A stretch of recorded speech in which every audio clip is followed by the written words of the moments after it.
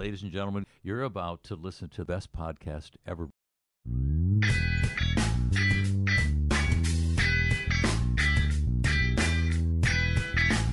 Hi, Molly Gebler. Hi, Alex Gertzberg. How's it going?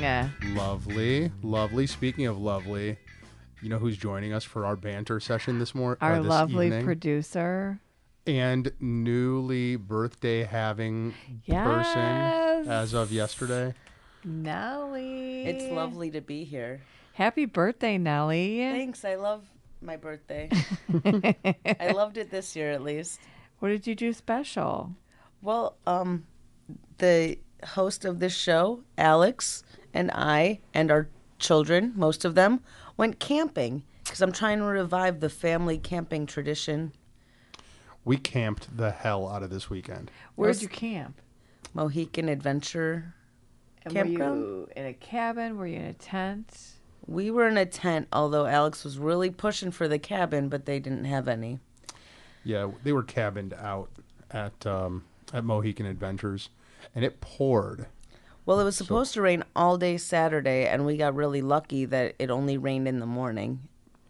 Yeah, it was muddy and sloppy Hot. a good part of Saturday. And it was hot.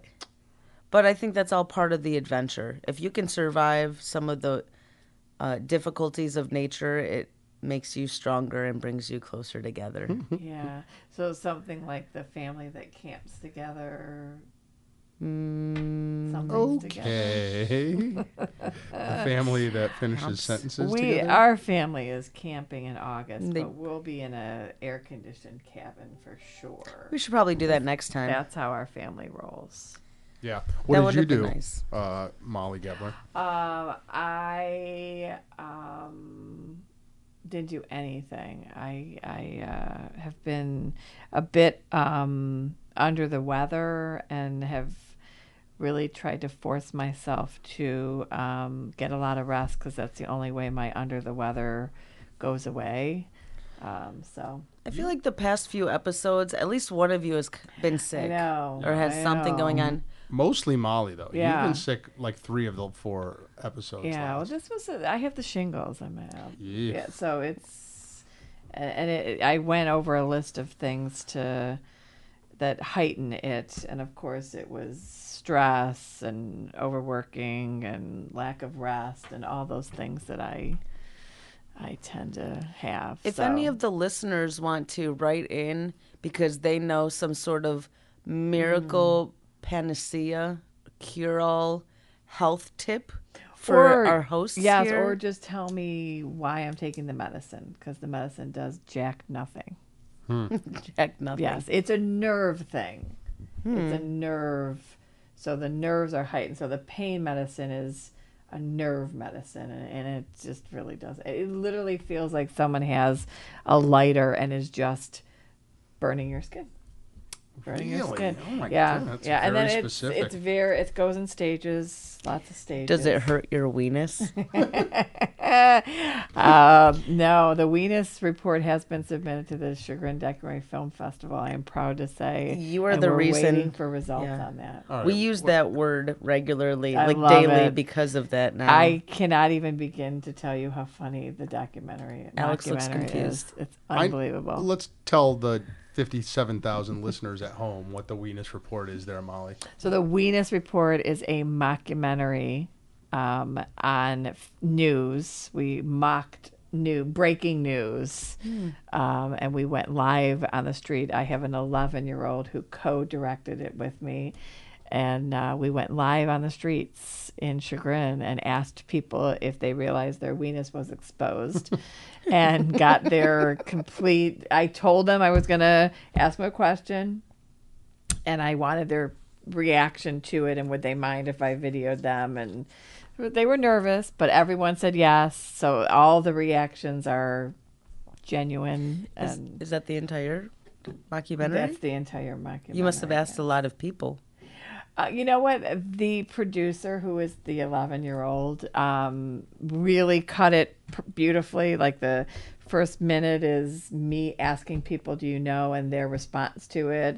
And then it goes into what it is, which is the little skin on your elbow. And then it finishes up with you know, are you okay that it's exposed? That's some fancy work for an He- 11-year-old. He did an incredible. It is hysterical. See, I would have added like stories about the time that you bumped your weenus into like the door or something Well, like that. funny That's you the should worst. say Remember that time when you fell on your weenus? After we did the one guy, I just don't want to give it away, but he had injured his weenus and was proud to say, yeah, it is just, and the people we selected, we thought it through as, you know, the different kinds of people that we wanted, and Is the only way to see it at the film festival? it will, if we get accepted, it will be premiered at the film festival, and then after that, he wants to put it in the Cleveland Kids, you know, so yeah, October, first week in October. So, and I saw the orchestra yesterday. It was beautiful. It was Yeah. the Cleveland Orchestra. I think it was 185 degrees last night. Oh, this was at Blossom? At Blossom, yes. I haven't been at Blossom in like forever, but what a gorgeous venue. We were inside one of my favorites. in the Boycotting it. pavilion. And we had great seats, and it was the orchestra doing 1970s folk music. Awesome. And it was, and Cat Stevens, gosh. I really- I lost He actually- everything to. he wasn't No, there. he wasn't there. He doesn't sing anymore. He changed his name, too. Yes. Yusuf, What is it? Yusuf? Islam? I don't know. I don't know what it Asif is. Manvi? What is it? Yusuf. But Islam? great. I mean, Yeah, something like just that. his music. I mean, oh, chills. I really like the lawn at Blossom. Of all the places that have lawns, it's not too steep. Yeah. And appreciate just all that. the food vendors I wasn't aware of, and I haven't been there in a long What's time. your problem with it? So I have Alex? Yeah. several problems with Blossom. I get the need to cut down on DUIs. I do. But certainly at rock concerts, the deliberate funneling of your guests into DUI checkpoints, Yeah. right? It's hard to, I guess it is hard to take issue with the drinking and driving thing but just like to me, a checkpoint is draconian, you know? Gosh, I haven't. That episode of Suits with that word in it hasn't come yet. So For those keeping score, that is Molly's 17th reference to Suits today. yes. Only Molly, why first don't you- one on the First podcast. one on. Why don't to you be just honest. tell us? Let's just get it all out. Oh, What's the my big new deal? binge. What is the big My deal? new binge is Suits. I don't know what the big deal is, other than the lead is super sexy hot, and I don't mind watching him. Easy on the eyes. It's a good show. It's about law. You know, I'm just trying to get closer to my podcast co-host and feel a little bit Interesting. more into his world. Sure. And I don't know. I'm always looking for a good binge. I work very hard and very long hours, and when I come home, I sit on my little chaise. Ooh. I was wondering how that's and- pronounced. Yeah. Don't ask me. Um, and I enjoy a little binge. And Okay. Suits is my binge right now. Can you paint a picture for us, Molly? You've come home. You've been thinking about Suits and that one main character all day long, and you're like, oh, I Probably can't. not. Well, hold on. Let Probably me finish not. my setting up the scene. I don't know Gotcha. if I care enough to hear the end of this. I do. So I'm going to keep asking. So you get home, and John's like, hey, honey, how you doing? And you're like, I got to watch my show. Then you come in, you sit down. So paint the rest of that picture. Okay, well, first of all, if we're going to be true to the story, I usually get home. John's sleeping by the time I get home. Because, 2 out of the 4 weeknights, 5 weeknights, I have a concert. So I'm usually not rolling in until about 9 o'clock, 9:30, and he's sleeping. Simple Summer Nights Simple Summer concert Night series. series. Tomorrow, can we just talk?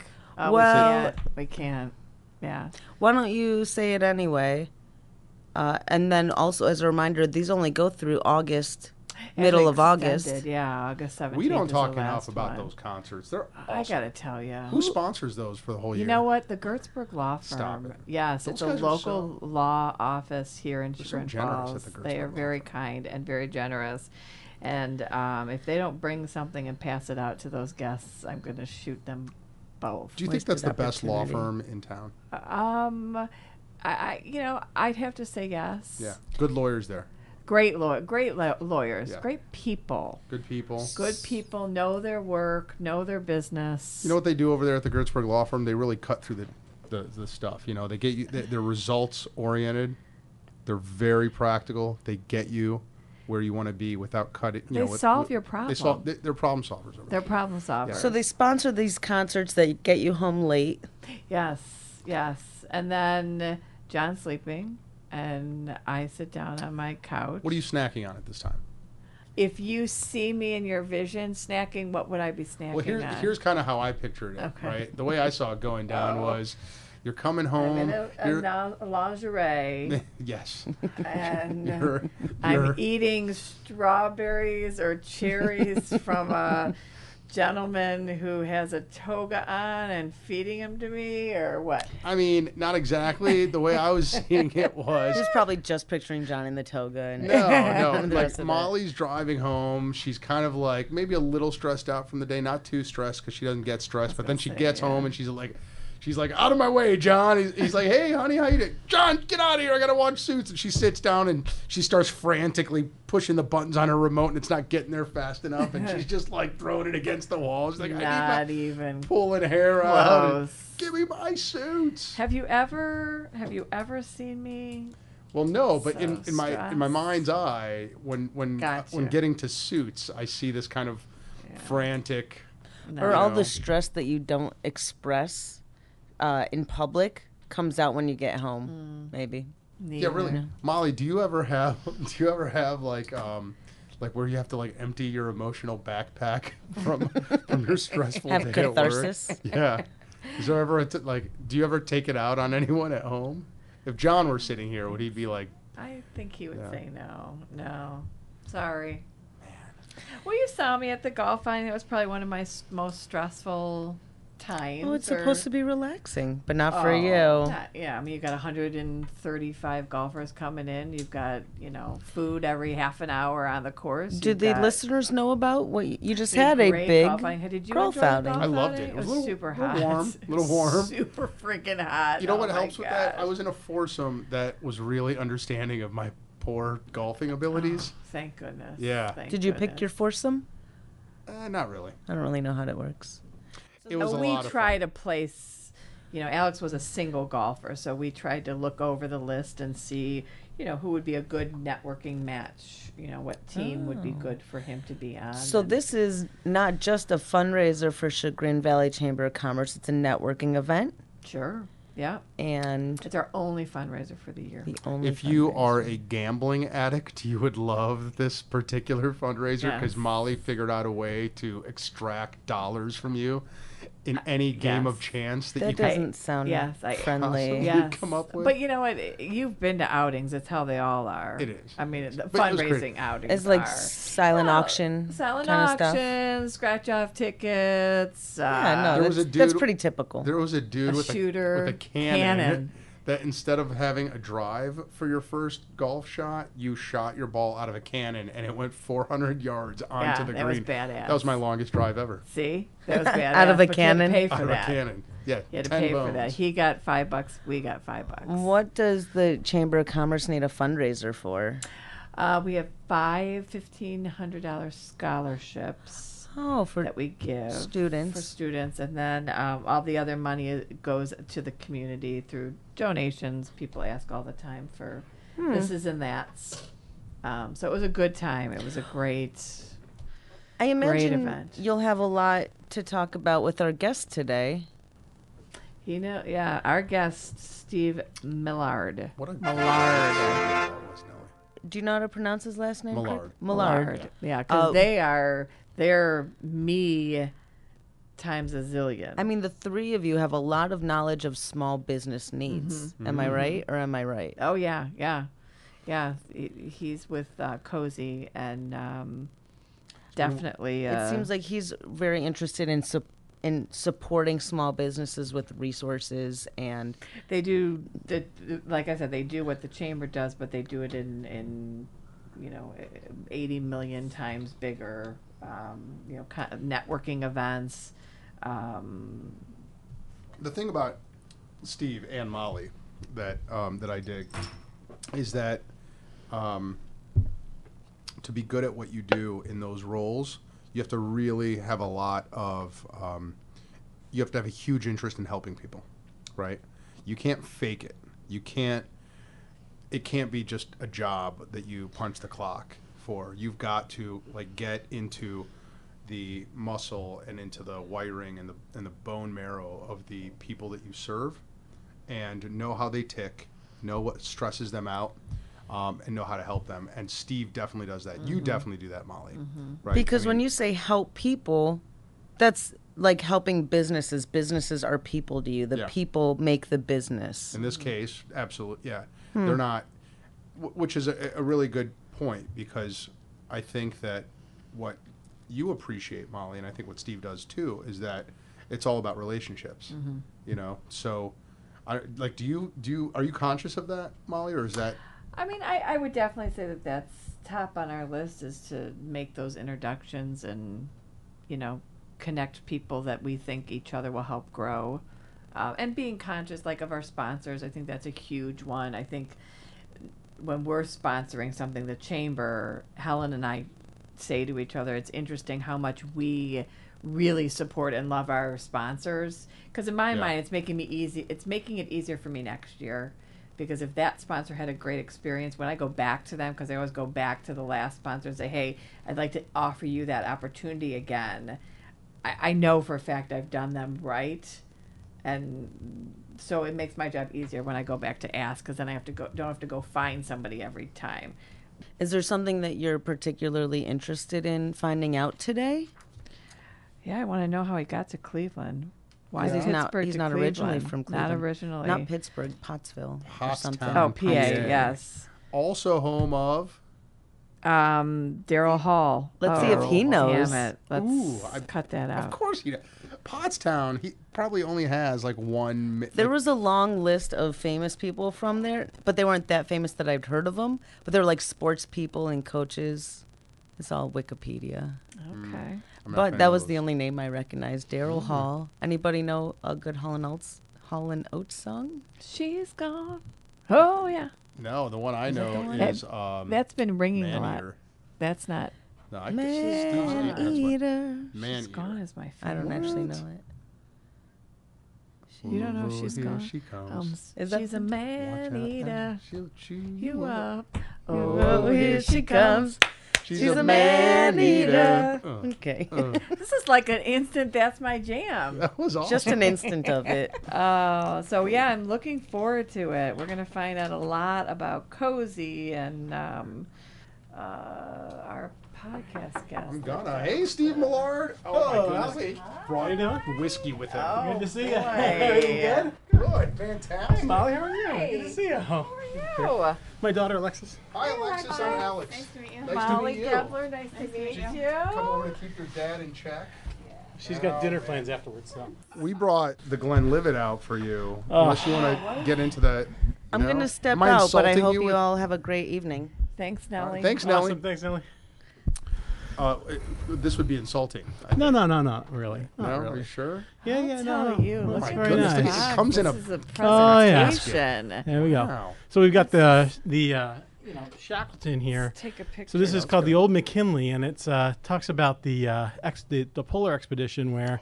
Remember, I don't know if you heard the story, right? Yeah. So they used to send supplies ahead, and when Shackleford, Shackleford or Shackleton. one of the one two. in Antarctica. That Exactly right. got his- So yeah. he didn't make it quite around, and so many years later, they found this cases of this whiskey buried under the ice, and they brought it back to the Whiskey Society in Scotland, and basically recreated it, and it's a recreated blend of about 150-year-old Scotch. And it comes with a sock.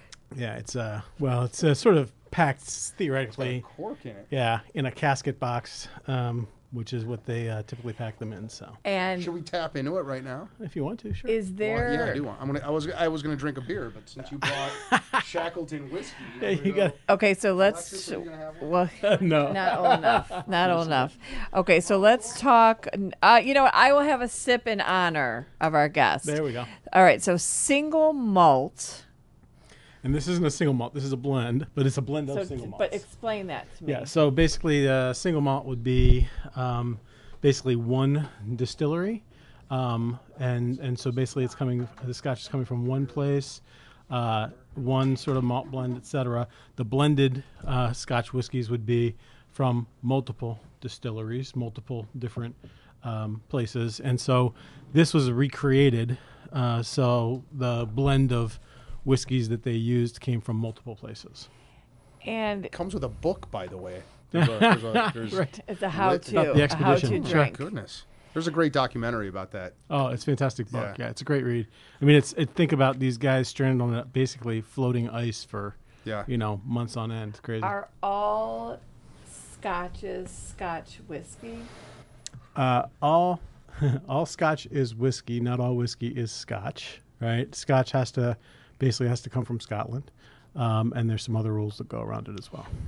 What, This is very suits of us. oh, my goodness. That's It's my new show. reference number Oh, 18 that's all right. Old today. show. It's my new binge. Okay. Very tiny for me. So when I first started practicing law many odd years ago, all I drank was vodka because I'm Russian, and you get kicked out of being a Russian if you don't. Is that right? You drink lose your card? vodka. Yeah, sure. And then so one day, one of my mentors at the firm came in and closed the door behind him and said, "Look, Gertzberg, if you're going to be a business lawyer, you got to start drinking Scotch, right?" Here we go. That's what they And, do on Suits. And he got a bottle of one of the Glens out, and he said, "Here's a glass. Yep. We're going to have some together, and then I'm going to coach you through the drinking of Scotch." And when I first tasted it, I thought it was awful. Yes, I'm going to feel that way Yeah. right now. It's an acquired taste. But it was, he's absolutely right. Not only, I think, if you're going to be a business lawyer or a business owner or a Right. business person, should you drink, you have to be prepared to talk about Scotch, That's right. right? You have to be prepared to talk about the difference between single malts and blendeds. And We just had that conversation. oh, did you? Did I just miss that? So, Mal, have you done much of this before?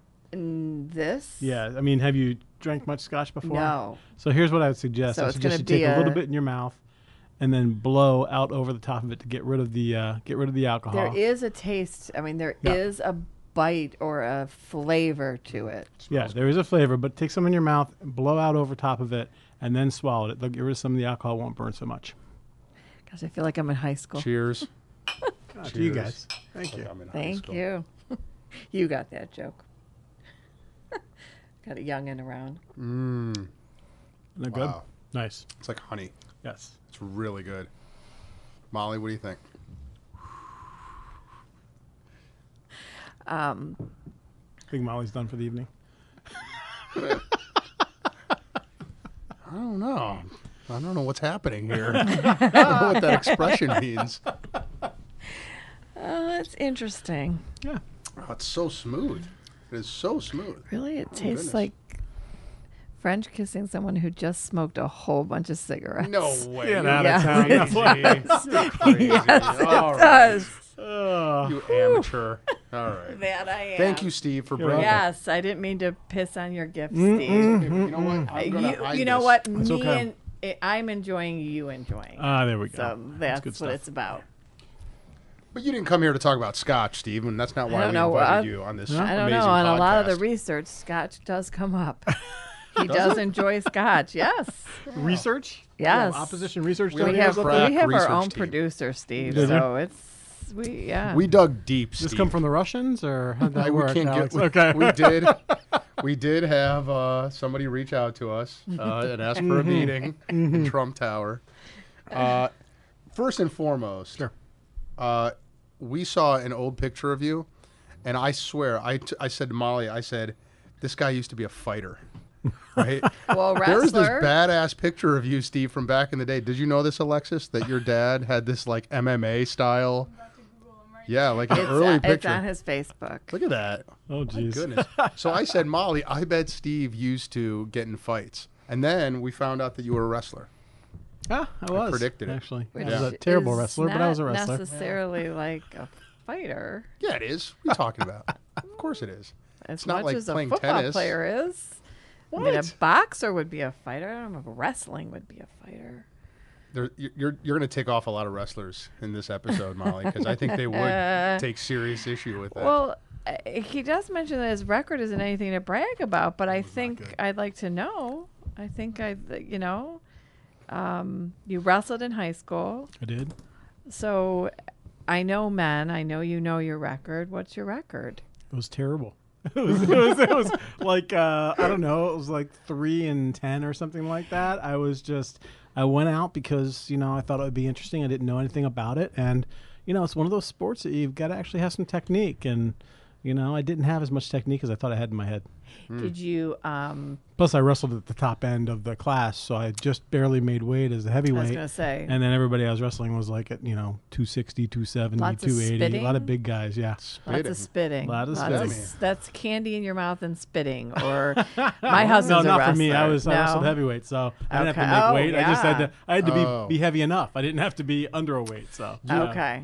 You wrestled, and they were like, maybe you should get into nonprofits. Exactly. Maybe you should run a chamber of commerce. There's no Olympics in your future, pal. Forget about it. Forget about it. So after your huge career in Yes, wrestling, yes. You went on to Syracuse. I did. So, walk us through the educational background of Steve Millard, from wrestler, from pro so wrestler to your research didn't uncover I was terrible at wrestling, but I was in High School Musicals. I was lead for 2 or 3 of the shows, Tony and West Side Story. I did that kind of stuff, and so I thought I was fairly talented.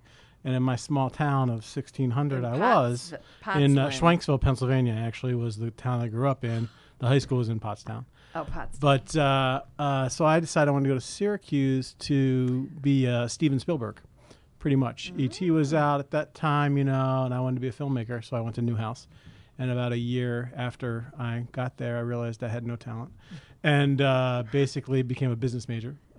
Logistics. You did have talents. Yeah. You had talents in education because you were pretty badass in college. Yes. I did a lot of stuff in you were college. Yeah, I did well in Beyond. school. Yes. Very involved in lots of things, lots of different activities as an RA. Basically ended up graduating as actually one of the only kids at Syracuse who was both a class marshal and university scholar. So I did well at school. And I Hold was on a second. Time out. Yeah. What's a class marshal? So I led our class, our senior class. They didn't have valedictorians there. They had 11 university scholars. Then they had marshals for each school, and then they had 2 people selected to be the 2 class marshals, and I was one of the 2 class marshals. Wow. So it was kind of fun to lead my class of a couple thousand at graduation, and so I did well at school, and I came out But I need to logistics and finance. I need RA stories. Oh. You've got to be some good RA stories. Well, the RA there's 2 things of that. One was it was about funding school, right? Because came from a lower middle class background, and so scholarships and RA gave me free room and board. Mm-hmm. But I really did enjoy it. I enjoyed working. I lived in the dorms all 4 years, so I lived the freshman every year in the dorms, and that was an experience as well. But come on, just a couple funnies. Well, you've always got the. The guys who are so drunk they don't know what they're doing, and they're sort of wondering how you knew they were having a party when there were 300 people coming in and out of their room, and smoke and booze and all that kind of stuff. But it was just it was good. I had a really great residence hall leader who was in his last year of being a hall director, my sophomore year, and it was my first year as an RA. And he basically spent the whole year doing professional development with us. So we really, really learned some cool stuff at an early age that I think helped me out a lot, leadership and that kind of stuff. But Prasad Ramakrishnan was the name of the hall director, and he was just an amazing guy. Really good. Again, stepping stones. Can we backtrack one question, please? Was Daryl Hall in your West Side Story play? No, he was nowhere near Pottstown, Do we Pennsylvania. know Daryl Hall? I don't know. He's from Pottstown. He's from Pottstown, Pennsylvania. I didn't know he was from Pottstown, Yes. Pennsylvania. I did not know See? that. Really? Wow. We have research. I wasn't a big Daryl Hall fan, so I he guess may be not. the most famous person. He probably Other was. than Steve Millard. No, Other than Steve Millard. no, Daryl Hall for sure. Shame. Daryl Hall for sure. We had a Hall & Oates sing along before you got here. Is that right? Oh, nice. We did. Oh my goodness. We did. Maneater was our choice of songs. All right, back to college. So you go into business, Yep. right? And then at some point you decide what? Well, I basically what you do when you're a first generation college graduate, your parents tell you to get a job with a big company. So I went to GE, and I was there for all of 24 months, and I hated it. It was just too big. And I realized that you weren't going to, I was hired directly into GE, and I realized that you don't get into leadership there unless you go through the management programs. And once I was in, it was very hard to get into those management programs. So I basically went back and begged some folks that I knew. I really harassed the people at what was then Anderson Consulting, now Accenture. There was a logistics strategy practice, and some of the alum from Syracuse were there. So I was like about the 30th person hired in that practice, I think. 5 years later, it was about 300 people strong. So I got in, and like they say about a lot of colleges, a lot of places, they never would have hired me a few years after they did because I didn't have an MBA, but I wanted to consult. And so I spent about 5 years doing supply chain consulting for Fortune 500s. And we would go in and out of a city. Every 3 months, we go in and out of a client. So I got a lot of experience in a short period of time. I did a lot of optimization work and detailed sort of, analytic modeling. And then met my wife, who worked at Anderson, and she swore she'd never marry a consultant and ended up doing so. And then 2 years later, she sort of said, I thought you weren't going to do this forever. And on the right day, somebody from the Greater Cleveland Growth Association caught me and said they wanted me to come do economic development strategy, and that's how I got there. So is GE Cleveland already? I was in Boston for GE, and I was in Boston for Anderson, but my wife was from Cleveland. She worked for the Cleveland office here. Okay. So that's how I met her. And because I was wondering how you came from. Yeah, we did projects all over. So we had some partners from Cleveland I was working with when I was working at Heinz and a few other companies, and so that's how I was doing a lot of travel in and out of Cleveland. That's how I met my wife. So. Okay. Yep. So then Cozy really comes next after that, or is it Greater Cleveland Partnership and then Cozy? Well, it was the Greater Cleveland Growth Association at that time. The partnership didn't exist, and when I got there, about 30 days after I got there, the CEO brought me in her office and said they couldn't make payroll. So I thought, oh, this is going to really stink. I'm going to lose my job. My wife's going to not like that very much. And she said, no, we're not getting rid of you. I want you to do what you did there. I want you to do some consulting here and help us sort of, fix some of the issues that we have. So I spent about 2 years working all across the organization, and I was really impressed with how it all comes together to help businesses of all sizes. And at the end of that period, there were some changes made, and I had the opportunity to sort of lead Cozy, and I loved that because, I grew up in a family that was always doing something on the side. So, my dad was a laborer, my mom was a school teacher, and we used to sit at the table and package motorcycle jumper cables. One day my dad came over with a kerosene truck. We were in the kerosene business. So we always had stuff on the side that was entrepreneurial. And I understood at the organization that the small business was really what drove a lot of what the organization did. And so that's really the place that I thought that I could fit best. And that's really how I became the executive director of Cozy. What year was that? 1998. Wow. Yeah. So a couple years after I got there, about a year and a half or so, became the executive director of Cozy, and I've kind of played that role in some form or fashion ever since. So, wow. When I was a kid, I worked for my dad's furniture company, and I remember the day that the Cozy sticker came in, and I was like, "What's that?" He goes, "I got harassed into joining this organization." Right? I was a kid, but I kept seeing that on his wall each year, and over the years, I'd work there summers or whatever, and I started to see more and more stuff come in from Cozy, mail and stuff. Mm-hmm. And before I knew it, after a few years, he had he bought his insurance through Cozy. Yep. He got all these member discounts, and it became a real. I definitely watched a small business firsthand become really get a leg up. Yeah.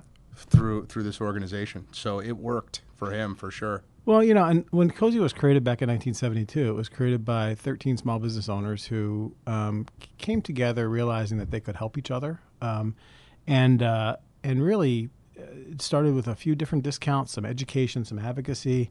And then in 1983, a guy by the name of Brad Roller, who was the chair, was really, I think, the key impetus behind creating a group purchasing program for health insurance that really distinguished the organization, and the organization took off from there.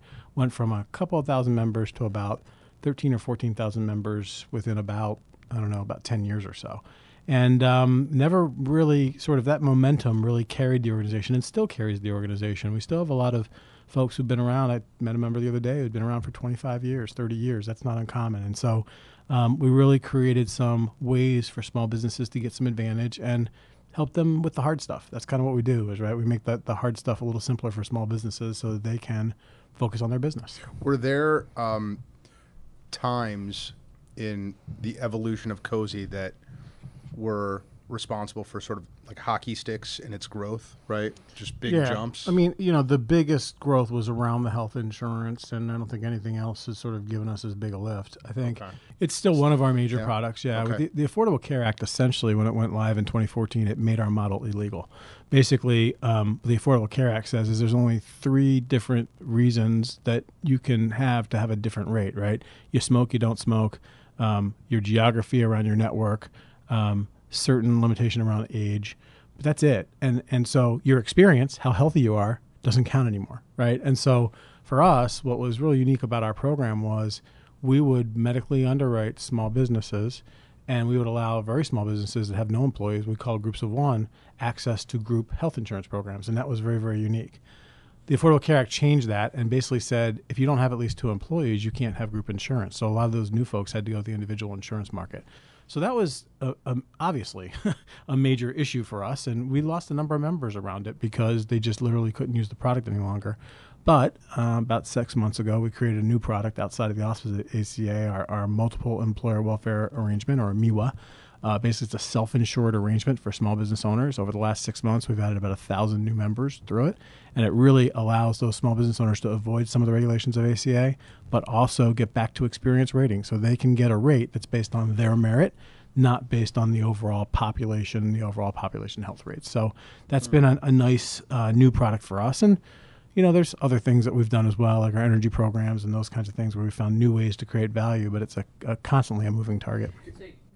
But I really do think that, we try to get out there. A lot of folks, they'll look at us as a solution. And so when they change health insurance, if they find something cheaper someplace else, which happens occasionally, they all of a sudden feel like they don't need Cozy anymore. And we get that. But at the same time, we do so much more. I mean, our model is all about creating value for small businesses so that they provide dues to us. And we use almost all of those dues to do things in the community that small businesses won't pay for. So small businesses want us to sort of fight for them in Columbus and D.C., but not very many small business owners will write a check for advocacy to us, right? So we use the proceeds of what we do to do the things they won't write checks for advocacy on infrastructure, for advocacy on healthcare, for advocacy on regulations. Can I brag a little bit about your energy? Yeah, I'd love you to. So our business is housed in the Township Hall, which is an old building, and one of the buildings. I love old buildings; they're great. I love it too. I love it too. But one of the best things I think that the energy program does is their evaluation. So they will send someone out. You still do this, yes? Yeah, we have auditors come out. Okay, Yep. so they come out and free of charge if you're a Correct. member, I believe. Yep. It's a member benefit. And they head to toe your building. And then afterwards, they give you a very detailed report from Alex. You could change these light bulbs. Yeah, Alex, I'm looking at your lights here. You might need a little upgrade I here, thought they pal. were pretty energy Like efficient. No, I don't know, maybe a not. $5 change on your light bulbs is going to save you such and such money for the year. If you put a whole new roof on this building, so you can save by just a couple dollars. Investing a couple dollars to save a couple hundred, or investing thousands to save multiples of thousands. And it's just it's a simple evaluation that they come and do, and a very step-by-step report that you get afterwards. And then you just then they're done with you. It's not like they're saying, okay, and here's where you should go buy the light bulbs. You choose what you want to do. You choose what you want to select from the list. But it is just, I love that part. Well, and that's our goal, right? Our goal is to sort of help you unlock the savings. Again, it's a complicated area that you don't know much about as a small business owner usually. Come in, we do the assessment, and we give you the details of if you're going to start. It's sort of like the landscaper, right? You get a new house or something, you got the landscape architect come out, he gives you the $30,000 plan, and it's like, I can't afford that. But if I'm going to do something here, do boxwoods here, do an azalea over here, and so over time I can sort of do what I need to. We prioritize the changes based on the return on investment, and we tell you how much it's going to cost, and we're really accurate with what you can save. And in many cases, we can even provide funding to help you self-fund it, so that at the end of the day, your savings and energy is going to be less than what you're paying for the new stuff. And we found most small business owners, we can find about 15 to 25% savings. And for a small business, it will pay for that's itself. huge. I mean, Huge. that's It's right to your bottom line. Huge. Right. Yes. And it will pay for itself over, a couple of years. Usually we can get the ROIs to come back. So. And at the end of the day, if you're not doing this, I mean, that's money sitting on a table somewhere. Absolutely. That you're just throwing away. Are there some businesses, size of business, types of business that benefit more than others from this? Sure. Manufacturers with heat process or with energy intensive restaurants, chillers, 24-hour operations that have sort of a lot of intensive energy usage, they tend to do the best. If you're a small office, we even have programs for folks who rent from their landlord where we can help you review your lease and create a green lease so that, usually if you are renting a place, you don't have an incentive to really improve it. But if you're on a triple net where you're paying the utilities, getting you and your landlord together to make sure that you guys see where the opportunities are and invest together is something that we can do. But we are usually able to find something for most folks. Now, sometimes, right now, First Energy has just come back with brand new set of rebates. So the rebates are back, which means that when you make these improvements, you can get up to 25 to 40% of the project paid for by the utility company for improving your energy use. So there's a lot of opportunities here. If you haven't looked at it, people should call us. We'll come out, we'll take a look and see what we can do in your company. You should send someone to Molly's house to inspect her television when she's binge watching Suits. Does it draw a lot of They'll be like, Are you jealous of my binging? they're Is gonna that say, what it is? Molly, you should turn this TV off once in a while. You It'll save read, 25%. I binge. There we That's go. it. There we That's go. it. Oh my goodness. You drink scotch Can I, and I don't. Can I? I'd like. How many employees at Cozy? Well, we're integrated in part of the Greater Cleveland Partnership. So across both organizations, we have about 75 employees or so. And 17,000 members. No, that's a pre-health insurance number. We're at about 9,000 now. 9,000. And so we lost a lot of those single employee companies because of the changes in ACA and just the general changes in healthcare. 9,000 is a huge number. Yeah, we're still probably the largest in the country at this point. Yeah. So is that right? Yeah. The largest what? The largest Chamber of Commerce. Is in the that country. right? Yeah. In here in tropical Cleveland, Ohio. Well, Wow. again, the value of that insurance breakthrough that we had, that really is what, again, propelled our growth and allowed us to do that. And that's good stuff because it allows us to do more in the region, in the community. I mean, there's so much cool stuff going on in the region right now that is happening because we've got, I will really say this we were talking to a national consultant the other day who was in talking to us about some of our GCP strategic planning items that we're working on right now. And really, a lot of what we are doing and the level of people that we have driving these efforts are probably the best in the country. We've got some really talented folks who are really trying to help continue to fuel this Cleveland Renaissance. So, and I will say, I've got questions that I want to ask you about running an organization that size. Sure. But I will say this. I've had several events, right, that you personally have helped me with. Sure. And it's pretty cool to be I'm a small business, obviously.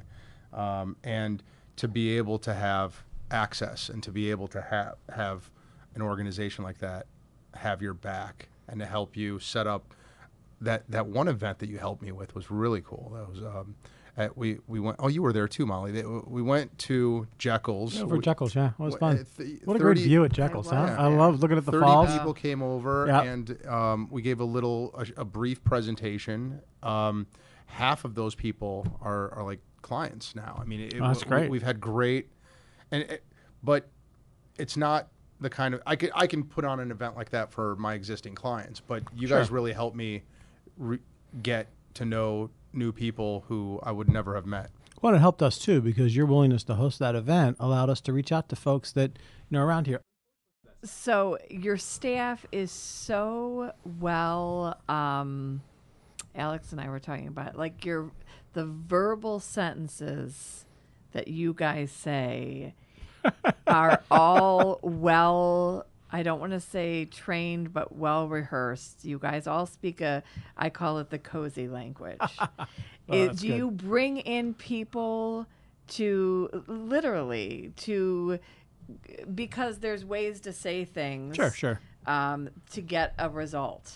I think another way to interesting. say it is everybody is always on message at Cozy. And right? and on message is one of the that's a cozy language. But right in a there. really good way. Like you have gotten everyone to really push. They've drank and the talk, juice. Yeah, and talk well and speak intelligently about the things you guys are working on. At least everyone but they that we've say talked it to. in cozy language. That's, Cozy I mean, language, that's yeah. kind of great to hear. I hope it's It is a compliment. Yeah. I was not too Yeah. Stepford, but I think part of it is a number of years ago. We worked with somebody to think about the organization and our values, what our core values are, and so it's we want to be sincere and helpful and approachable and resourceful and responsive to our members. So we really think about that. But part of it too was we weren't hiring folks who didn't have a strong connection to small business. So you'll find on our staff a lot of folks have either had a small business, worked in a small business, their parents are small business That's owners.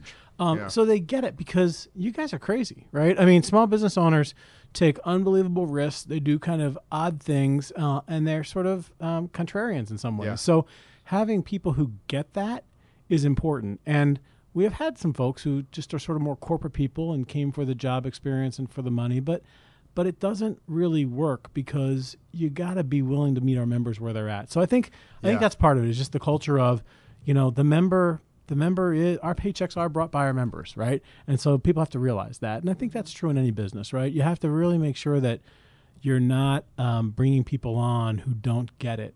There's a book, right? You guys are probably both familiar with Traction by Gino Wickman, but Steve, it is. I don't read. Molly doesn't. You don't read? Okay, so you should there- read this book. Is there a movie on Netflix? No, about it? but 'Cause she'll there's watch actually it. what do they call it? A business fable. Yeah. It's called Get a Grip, and so it's sort of written like a story, and you can read about this company and how they use If it. it has words, that means reading. But I'll tell you, this book is it's really a blend of Collins and Gerber and all the other pros out there that talk about the key things. And it really talks about how you got to have, you hear Collins got the right people on the bus, but it's a really simple exercise. Sit down and think about the 2 or 3 best people that work for you and list everything that you like about them. And from there, you can distill what your core values are as a company. Because if you have that person that you want to have 3, 4, 5, 6 of them, talk about what they do every day. That'll tell you what your core values are. And don't hire people who don't meet the test. Don't compromise on that because you got to have people who sort of are coming from the same page. So I think at Cozy and at GCP, we've been really lucky to get people who get it, want it, and can do it. And that's kind of what you need to do. And one happens to be our number one fan of the Best Podcast Ever, or the Best Podcast that Paul? Ever. That's Paul. Paul Martinchak, yeah. Paul. Shout out to Paul. Paul drank the juice. Paul's a good dude. He's, Yeah, he's a really he's good all cat. about cozy. Yes. It's guys like him and Jason and others who just get out there and really And Bryn. want Shout out to Bryn. they want to see our members be successful. They really do. Yeah, well, I'll say 2 quick things about that. One is, there's a definite public service marrow there, right? Yeah, Like yeah. people really, you can't work for your organization without really wanting to help people, Yeah, that's right? true. But secondly, to your earlier point about hiring either business people or people who come from business backgrounds as parents, we do the same thing here. Most of the people here were business owners. Yep. And I think that one of the best distinctions that I can make for people who don't know what that's like is surround yourself with people who know the stress of not making payroll. Right? Absolutely. Right. If that's something to think about, number one, and number two, with people who had to co-sign their mortgage for a line of credit, right, or Right. whatever. There's something about that level of risk that. Yep. You put your own skin in the game on your business, and it will succeed, right? Yep. By the sheer force of your will, it has to succeed. And when you surround yourself with people who do that, that really changes the song. You're right. It's a great way to. Scotch makes cheeks pink. Both your cheeks are getting pink as we move along here. I'm just stating the obvious. Oh my goodness. We should change the name of this podcast to Best Distractions Ever. There we go. I like it. Best Segues Ever. Oh, Just stating Molly the obvious. Gebler. Everyone will see it in the selfie that we take at the end. Don't worry about it. I was told there's no pictures. Oh no, that's how there's a selfie. Oh, okay. That is a All right, sure thing. all right. You know me. I want to talk about chain reaction. Yes. Thank you. That is fascinating, right? How did it get started? What is it? Where's it going? So about a year or so ago, I was watching, along with everybody else, the Cleveland Hustles thing with LeBron James. He basically produced this show, which was all about getting these 4 entrepreneurs in Gordon Square up and running. And after the second or third episode, I knew Alan Glazin, who was one of the investors on the show. I've known him over 20 years or so. And so I picked up the phone and called him and said, I was going to call him and say, how could we be involved? Because it's something that I wanted to get to help with, maybe in the next season or whatever. And he had sent me a message saying, hey, I'm working on some things I want to talk about. So we got together and talked, and within about 30 minutes concluded that this should happen again between Cozy and Alan and then Jeff Kipp over at Cleveland Neighborhood Progress. We had all the tools and the mission orientation to get it done. What we really wanted to see is a more locally produced show. Cleveland Hustles was great, but it was produced out of L.A. It was, the selection happened there. There weren't a lot of local resources tapped. And we love Gordon Square. It's a great neighborhood, but there are a lot of other neighborhoods that need a lift even more. So we spent about 4 or 5 months talking about what we could do. The folks at Cleveland Neighborhood Progress then helped us think about neighborhoods. We went out and we were searching I thought the hardest part would be finding investors, people willing to put up $100,000 plus to invest in a small business that they didn't know in a neighborhood that they weren't sure where it was going to be. And I was blown away. We had 12 or 15 interviews of investors who were willing to get involved because they wanted to see something happen in our neighborhoods in Cleveland. Wow. And so our investors were just willing to step up. So we got the investors engaged. The investors helped us pick the neighborhood, which ended up being Slavic Village. And we wanted a neighborhood that we thought had a good foundation, and the Slavic Village Development Corporation was doing good work there. There was big changes on Fleet Avenue that were worth building off of. And, Fleet and Slavic Village, to me, 5 years from now, could be Tremont. I mean, It's literally 5 minutes from downtown. It's right off the highway. I drove by the exit for 20 years without knowing where Slavic Village was, right? So there's great opportunity there. And we got these folks to sort of do 93 companies to pitch for the program. And now we're down to our top 10. And we've been having a lot of fun having them out at festivals and getting to know them. And I think we're going to get some really interesting companies out of this. Very cool. So these are companies outside of Slavic Village that are looking to locate. One of the companies is already located in Slavic. So Inca Tea is already in Slavic Village, so they're looking to expand. But we're looking for companies that already existed, that had a proven product or service, might be sort of still nascent. Like, some of these guys are doing $50,000, $75,000 a year in sales, but able to sort of grow and willing to grow in Slavic Village. So, Cleveland Hustles is all about storefronts. We didn't make that a requirement. Most of these companies won't have a storefront. They'll be more of they sell wholesale or they sell into distribution, but they'll be able to hire people and create some investment in Slavic. I think we'll have about $1 million of investment directly in Slavic Village by the end of the year. And then will people be able to watch this? I see Kicking It with Kenny. Yeah, we've been on Kicking It with Kenny. We've basically, we looked at producing a reality TV show like Cleveland Hustles. That's kind of expensive. That's probably why they're not doing a second season. But it was like $3-4 million to do it the way they were doing it. And if I could raise $3 or $4 million, I wouldn't put it into a reality TV show, right? I'd do other things with it. So we sort of worked through the process, and the guys over at Fox 8, Andy Fishman and Kenny Crumpton, said they could help us with it. So we're really doing it sort of live on his segments in the morning. There will be a 30-minute wrap-up show that they're going to produce for the end of December. They've been taking a lot of film for that. But basically, August 10th, actually, we're going to be announcing our companies that are being invested in. And at that point, the investors in the companies will sort of move forward and get their stuff established by the end of the year. There'll be a party at the end of the year to celebrate it. But really, we're starting to talk about what do we do next year? A new neighborhood, new approach, et cetera. And I think there's a lot of interest because this has exceeded our expectations in terms of what we think we can do. I love it. I love it. I love when people marshal resources from one place and move them into another place where they need it, which you do, Molly, and the essay contest did that to some extent. It's Econ 101, but it's such a great...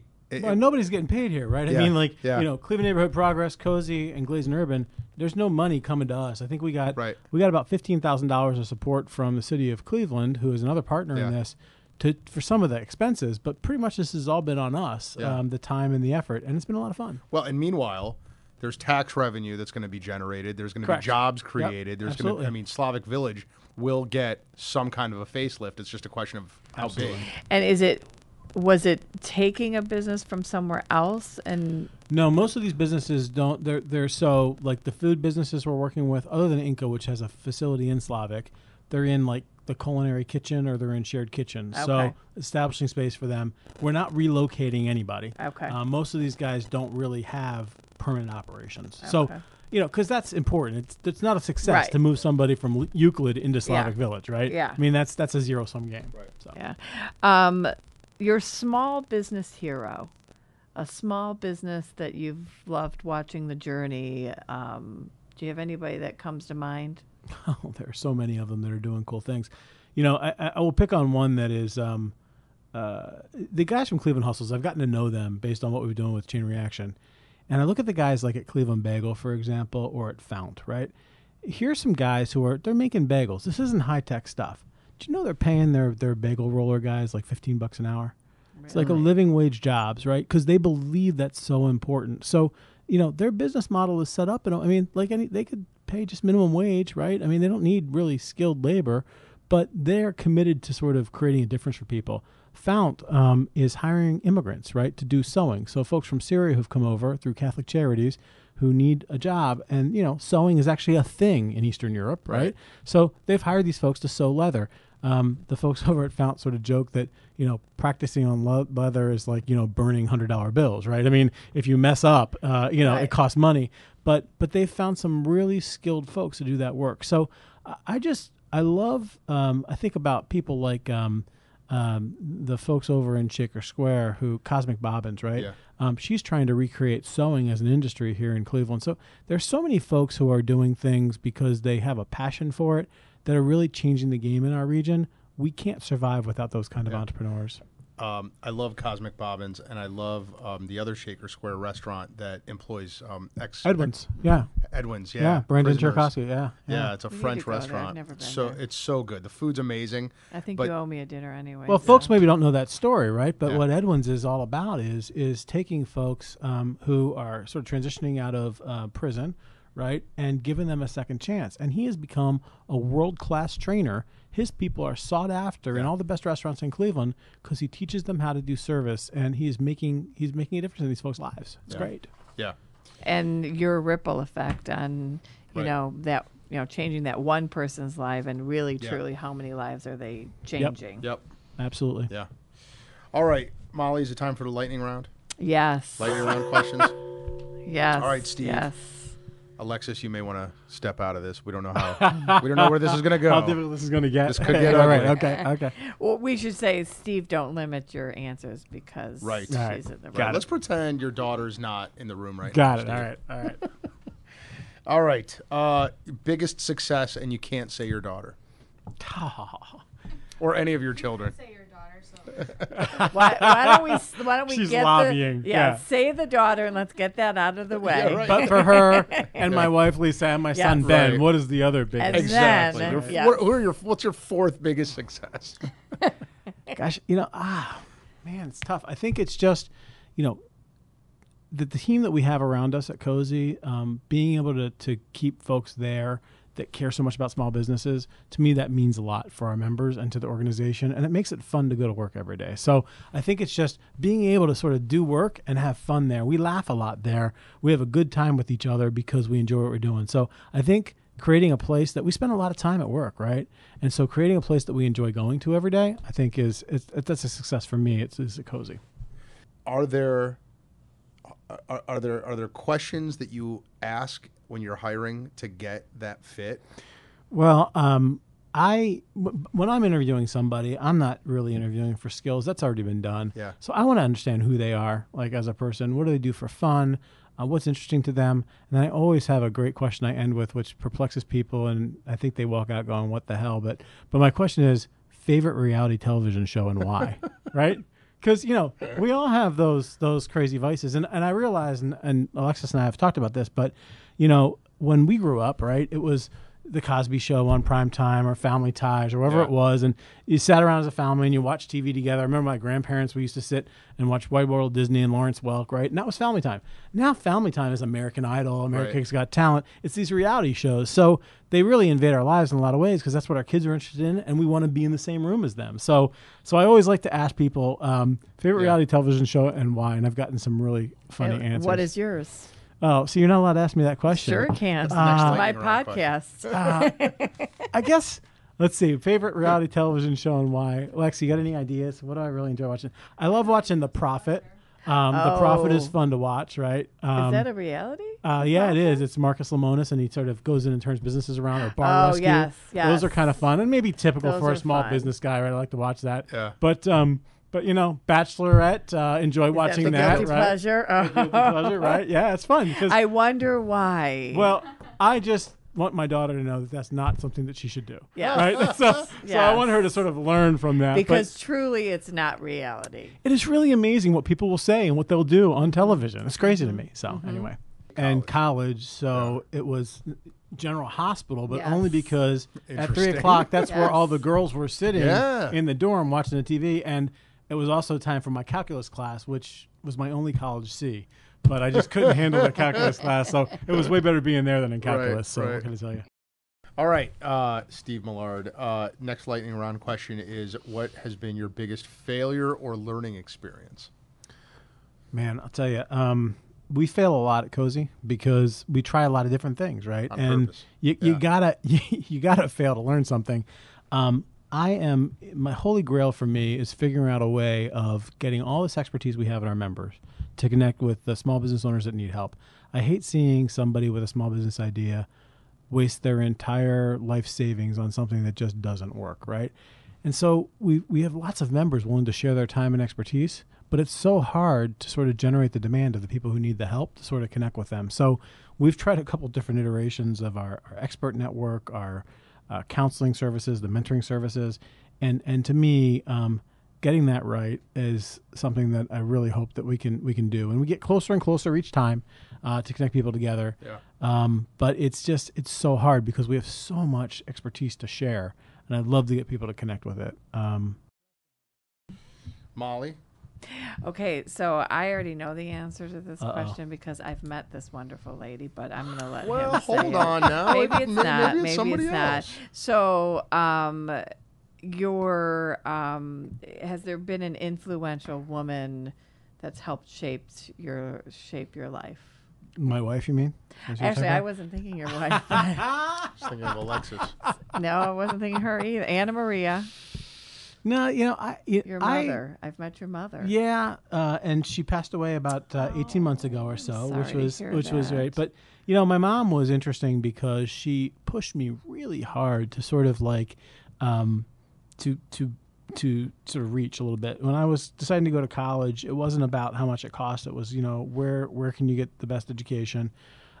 So she was hard, and she was always willing. I watched her support my dad. My dad did crazy stuff, right? I mean, my dad, people knew my dad down in the neighborhood in Ocala where they ended up retiring as Crazy Steve, because he was the guy who was out on the corner, just talked to everybody.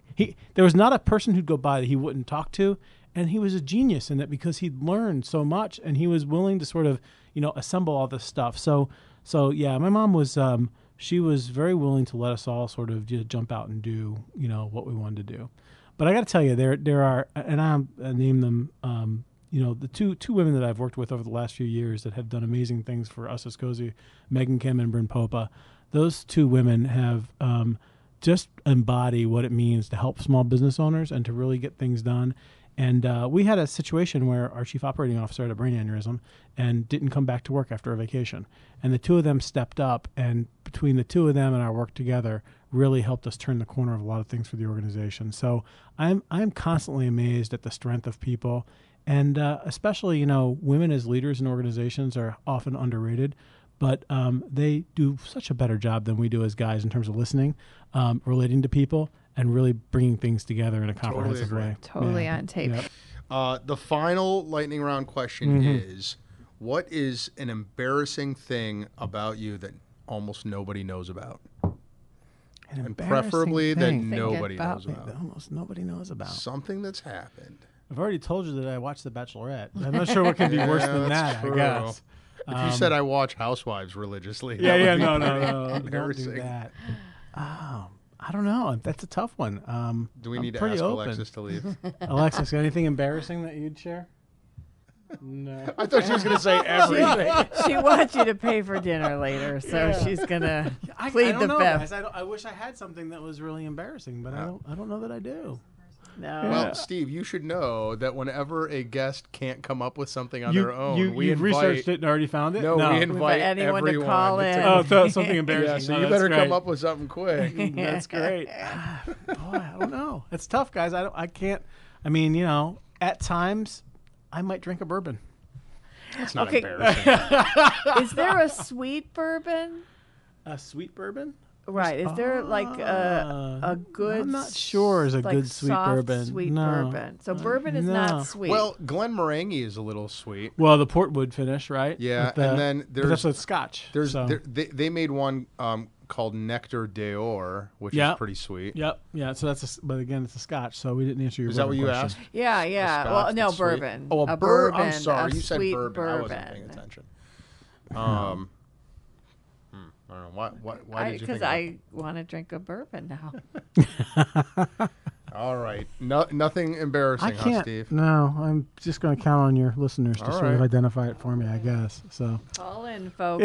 Yeah. Right. Steve, what are you working on? What should our I 75,000? think, Alex, I think you and I need to go to this August 17th cozy summer networking night at Yeah. the 100th Bomb Over Club. at the Bomb Group, we've got it on the rooftop over there. I mean, I don't know how many folks have been to the new Bomb Group in the last couple of No. years and have to rebuild it, but It's been a while, yeah. it's a great place to sort of hang out. The rooftop bar is going to be a lot of fun, and we're going to have lots of members out there that night for our networking event. A summer networking event is always fun. There's no program. Go out, you do dumb stuff, play cornhole, drink some beers, enjoy each other's company, and we'll have a nice turnout for that this year. So that should be fun. And of course, our October 12th BizCon Clee. We've got it used to be our small business convention. Now it's both small businesses and mid-sized businesses. It's a one-day event. If you're a Cozy member, keep an eye on your email. We've got a flash sale coming up where the tickets are going to be really cheap because we want to make sure that we get a lot of small business owners out there this year to sort of connect with each other. We've got some great speakers, and it's going to be a lot of fun. That's a good time. Molly, are you working on anything exciting that you want to get out there to our 150,000 listeners? You know what? Now that the golf outing's over, it's summer concerts the rest of the Summer summer. concerts. Summer concerts. And then on to the Chagrin Valley salutes our first responders in September. Awesome. And what about you, Alex? well, Anything going on? Man, nothing I can talk about. Stuff our clients Client have going on. confidentiality. Yeah. I That appreciate sounds- the The fact that you yeah. did that. I mean, we are going to start very soon looking for judges and sponsors for our third annual essay contest And this is this thing that you just started to help kids get some help for college, right? to teach them how to communicate Right. and solve problems. Yeah. That's Our tough. good friend Paul Marnichek is on the advisory board Okay. for that. And yeah, so this will be our third year. There's going to be a scoop coming soon because we went from 2 schools to 4 schools last year, and this year we're going to try to get 7 schools. We're going to try to That's amazing. keep doubling the size of the contest. Did you just tell everyone the scoop? No, the scoop is who the schools are. Oh, I see. Yeah, 2 of the schools don't know yet that they're going to be in it. I think I saw an email today. Yeah, that's But we're hoping to have 6,000 students That's great. participating, which means that Cozy members, we're going to really need a lot of judges and a lot of sponsors of this thing. Steve, I'm going to be harassing you All right. periodically You're for up you for the to challenge. be a judge and to get employees and members of Cozy to read some essays. But having a kid in college, you know how important that support is, Yeah. and how important communication is. I mean, that's one of the hardest things with some of the younger employees Yeah. is they don't know how to write a letter or write a memo. So Yeah, well, and it's really cool for the students. Last year we raised $13,000. We gave all of it away to the winning students, and they solved real world problems, and they did it in 1 page. See, Lex, I told you to apply. I mean, hey, Where's your what school are you? Okay. Zoe now. Okay. She was at Kenston though. You were at Kenston? She was at Kenston. Yeah, I told her to apply. Did you? Didn't happen though. Did you write in my essay contest? She did not. I Yes. No. All right, my most embarrassing moment, my daughter didn't apply for Alex's essay contest, which I told her about. What can I tell you? That Paul Martin, your own staff members on the Right. We forgive advisory you, board. Alexis. That's okay. You know what? If you're that wealthy that you don't need an extra grand, that's your dad's Can business. she apply now? How does that work? Is the boy younger or older than Alexis? He's younger. All right. Okay, so there's How old time. is he? He's going to ninth grade this year. All right. Well, he Okay, can so he write in my can- essay contest. That's exactly Yeah. right. For the next 4 years. Yeah. The next 4 Uh, years. all right, kids. This podcast was awesome. Awesome. what do you think, Molly? It was great. It Yeah. was fun. Thank you. Thank thanks you, for coming. Steve. Thank you for Steve, coming. really appreciate it. And thank you to all of our listeners Yes. for tuning in to our 26th episode, Molly? Is that what this is, or 27th? I don't know. I don't either. Guys should be in syndication soon, right? Right? Yeah. Right? Yeah. We're getting one paycheck. We're getting maybe. huge. All right, kids. Thank you very much. We'll see you next time. See ya.